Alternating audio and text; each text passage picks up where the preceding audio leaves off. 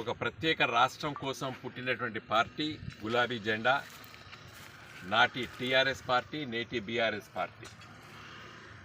ఖచ్చితంగా 25 సంవత్సరాల క్రితం ఇదే ఏప్రిల్ మాసంలో సుదీర్ఘంగా చర్చల అనంతరము ఏప్రిల్ 27, 2001లో పార్టీని ఆవిష్కరించాలని చెప్పి నిర్ణయం తీసుకున్నాం.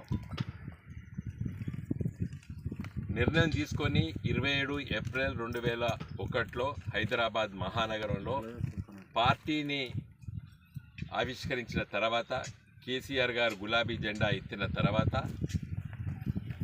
విస్తృతంగా ఆనాటి 10 జిల్లాల్లో మేమందరం కూడా పర్యటించి సభలు సమావేశాలు పెడుతూ ప్రజలకి ఉన్నటువంటి సమస్యల్ని తెలియజేస్తూ ఒక ఉధృతమైనటువంటి ఉద్యమాన్ని నిర్మించి 2014లో తెలంగాణ రాష్ట్రాన్ని సాధించుకున్నాం.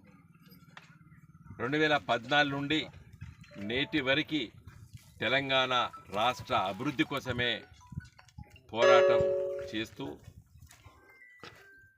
సమస్యలు పరిష్కరిస్తూ ఒక నూతన ఒరవడిలో వెనకబడ్డ తెలంగాణ ప్రాంతాన్ని